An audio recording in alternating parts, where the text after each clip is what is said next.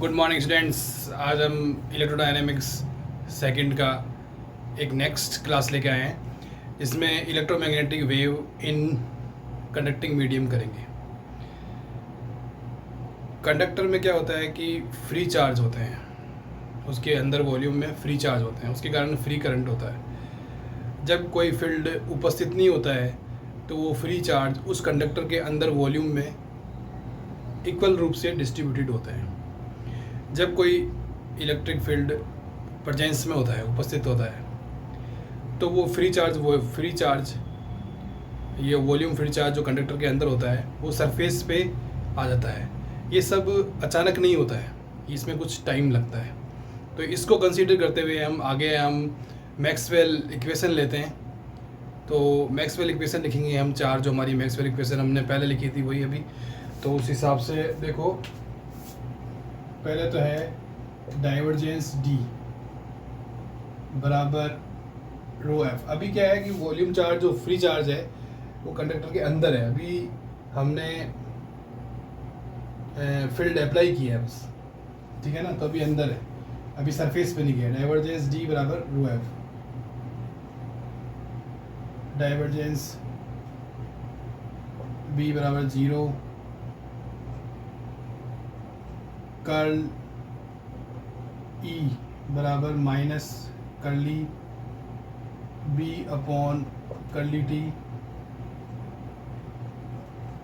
Curl H बराबर J F plus curly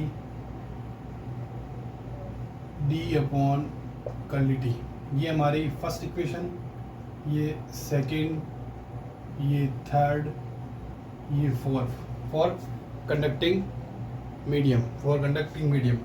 this is 4 equations, Maxwell equations.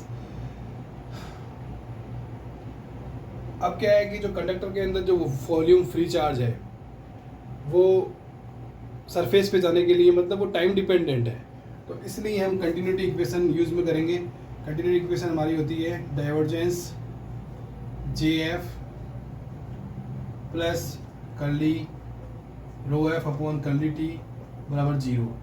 तो इससे divergence J F क्या आ जाएगा, minus curly rho F upon curly T, ये हमारे पास आ जाएगा। और ये जो करंट डेंसिटी जे एफ होता है इसका मान होता है sigma E.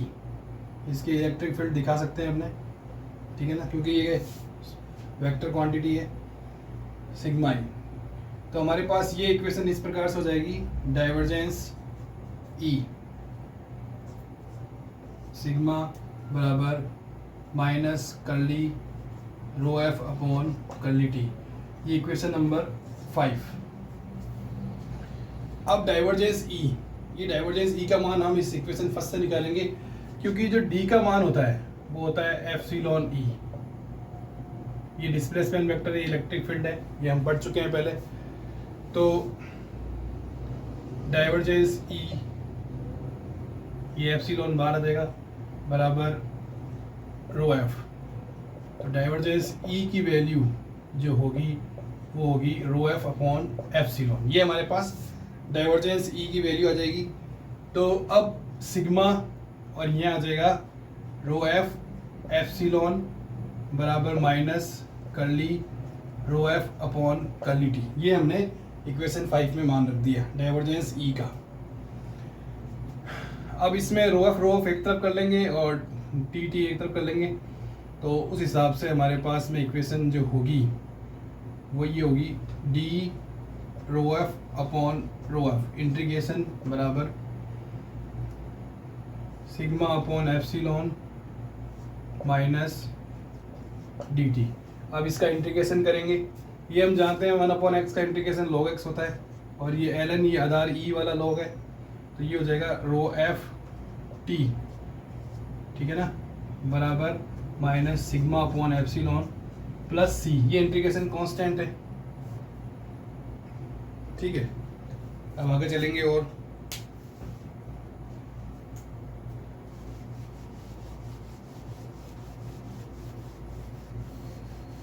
Electromagnetic wave in conducting medium, बस ये ऐसे ही एक्सप्रेशंस हैं मैक्सवेल इक्वेशन के, अलग अलग रूप हैं।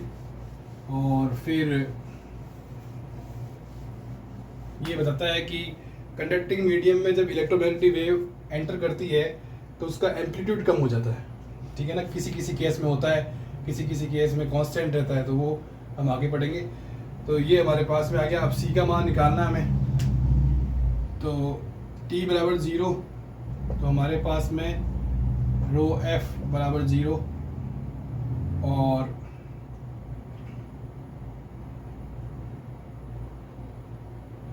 एक मिनट, यहाँ हमारे पास में t आएगा, ठीक है ना।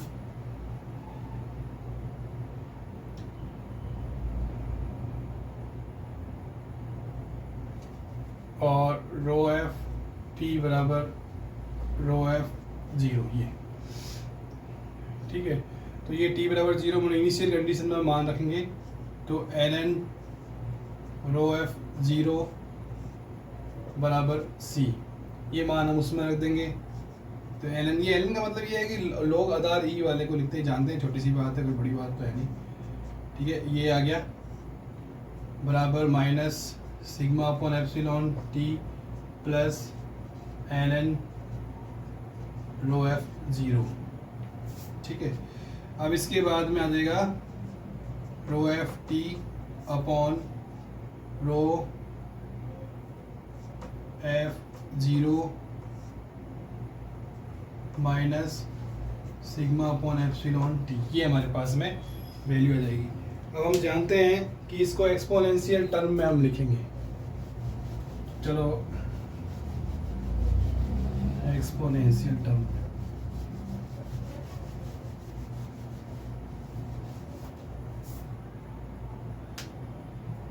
तो ये आ जाएगा रो एफ टी बराबर रो एफ 0 ई की power minus sigma upon epsilon T.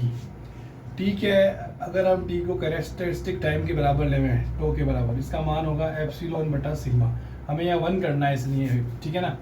तो उस हिसाब से हमारे पास में रो एफ टी का मान क्या आ जाएगा, टी समय पर volume charge, volume free charge density का रो एफ 0 अपॉन ई, मतलब वह टाइम जब कंडक्टर के अंदर वॉल्यूम फ्री चार्ज डेंसिटी का 1 अपॉन ई वैल्यू कंडक्टर के सरफेस पे आ जाती है, उस टाइम को हम कैरेक्टरिस्टिक टाइम कहते हैं। तो ये टो क्या है, कैरेक्टरिस्टिक टाइम है। कैरेक्टरिस्टिक टाइम क्या डिसाइड करता है, कंडक्टर की कैरेक्टरिस्टिक डिसाइड करता है। अगर कैरेक्टरिस्टिक टाइम कम है तो कंडक्टर बैड कंडक्टर है, मतलब कि जो कंडक्टर के अंदर जो वॉल्यूम फ्री चार्ज है, डेंसिटी है, वॉल्यूम फ्री चार्ज है, वो कंडक्टर के सरफेस पर अगर जाने में टाइम लेता है, ज़्यादा टाइम लगता है, लॉन्ग टाइम लगता है, लार्ज टाइम लगता है, तो कंडक्टर बैड कंडक्टर है। अगर कम टाइम लगता है, स्मॉल टाइम लगता है, तो कंडक्टर गुड कंडक्टर है। अब क्या है, इलेक्ट्रोमैग्नेटिक वेव हमने जो कंडक्टर पर इंसिडेंट की है, उसमें काफ़ी लंबे समय बाद में जो मैक्सवेल इक्वेशन है वो क्या होती है, बस अंतर ये होगा कि जो कंडक्टर के अंदर जो वॉल्यूम फ्री चार्ज होगा वो सरफेस पे चला जाएगा, तो ये रो ऑफ क्या हो जाएगा, 0 हो जाएगा, बाकी सब यही रहेगा, ठीक है ना। तो अब हम ले रहे हैं आफ्टर लॉन्ग टाइम,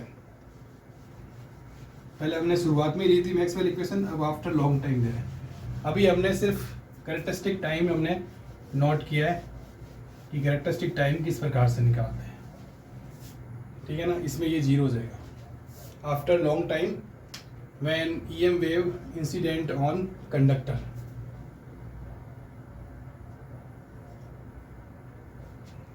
ठीक है। और D की वैल्यू होती है एप्सिलॉन E और JF की होती है करंट डेंसिटी की सिग्मा E। ये हम इलेक्ट्रोमैग्नेटिक की बुक में हम पढ़ चुके हैं, ठीक है। तो ये सब वैल्यू रखते हैं। डाइवर्जेंस E बराबर 0, एप्सिलॉन आएगा, एप्सिलॉन 0 में चला जाएगा। डाइवर्जेंस B बराबर 0,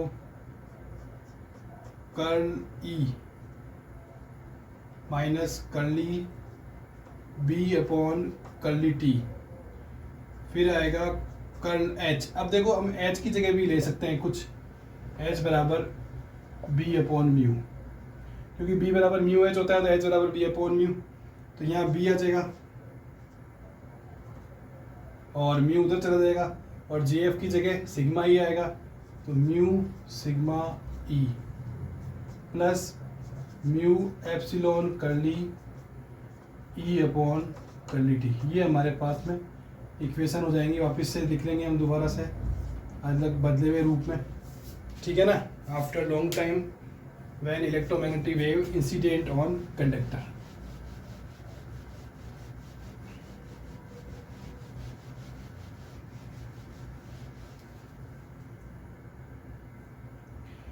अब हम इक्वेशन थर्ड का कर लेंगे। Curl E equal minus curly upon curly T curl B, ये हमने कर ले लिया, ठीक है। इसका एक फार्मूला होता है, हमने बीएससी फर्स्ट ईयर में पढ़ा है, इलेक्ट्रोमैग्नेटिक वेव मैथमेटिकल जो होती है फिजिक्स, उसमें इसका मान होता है डेल डॉट ई और माइनस डेल स्क्वायर ई और minus curly upon curly T. अब कर्ल बी का मान कितना है? कर्ल बी का मान ये है म्यू सिग्मा ई प्लस म्यू एप्सिलॉन कर्ली ई अपॉन कर्ली टी।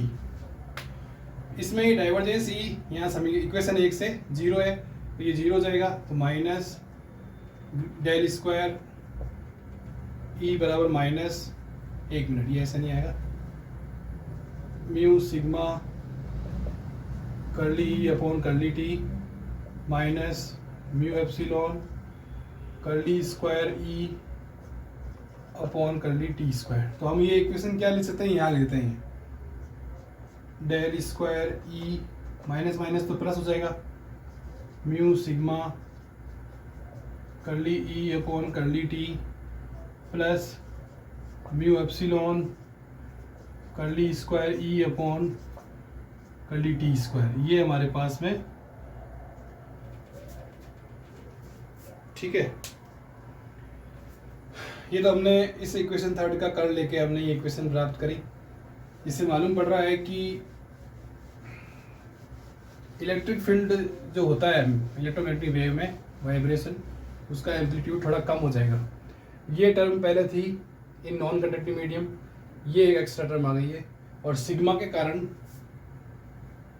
एम्पलीट्यूड कम होगा। अब हम कर्ल बी का कर लेंगे, कर्ल बी का कर लेंगे, कर्ल बी का कर लेंगे equal to mu sigma curl E plus mu epsilon curly upon curly T curl E. Curl E का मान क्या है? Minus curly B upon curly T, तो ये आ जाएगा डेल डॉट बी, वही डेल स्क्वायर बी माइनस में बराबर म्यू सिग्मा, इसकी जगह आ जाएगा कर्ली बी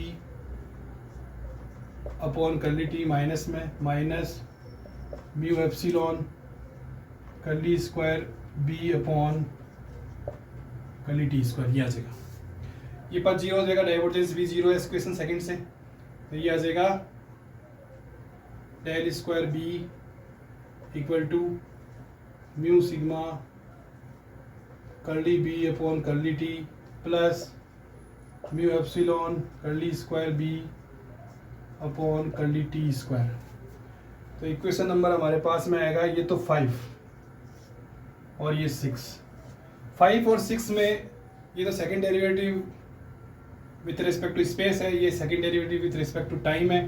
इससे इसी होता है कि इन दोनों का सॉल्यूशन जो होगा वो प्लेन वेव सॉल्यूशन होगा, साइन और कॉस में नहीं हो सकता है।